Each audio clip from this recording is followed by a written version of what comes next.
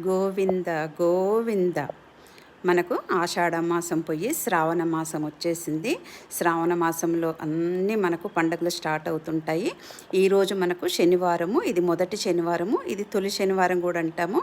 ఇప్పుడైతే మేము ఫస్ట్ అయితే వెంకటేశ్వర స్వామిని పూజిస్తాము. ఫస్ట్ వెంకటేశ్వర స్వామికి మొదటి శనివారం రోజు కొద్దిగా ప్రసాదం చేసి పెట్టుకుంటాము. తర్వాత మనకు అన్ని పండుగలు శ్రావణంలో ప్రతిదీ మనకు పండుగ స్టార్ట్ అయిపోతుంటుంది. ఏ పండుగ అయినా సరే మనకు ఏ ఆటంకాలైనా ఏవైనా వస్తూ ఉంటాయండి. మనకు బాధలు అనేటివి కష్టాలనేవి వస్తూ ఉంటాయి.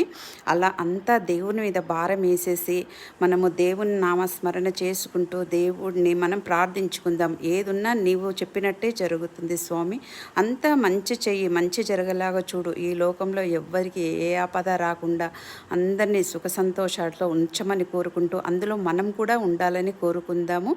బాధలు అనేటివి వస్తూ ఉంటాయి, కష్టాలు కూడా వస్తుంటాయి. దాంట్లో అన్నీ ఎదుర్కొనే ధైర్యాన్ని ఇమ్మని మాత్రం మనం దేవుణ్ణి కోరుకుందామండి. ఎప్పుడైనా సరే అదొక్కటే మన చేతుల్లో ఉంది, ఇంకా ఏది మన చేతుల్లో లేదు.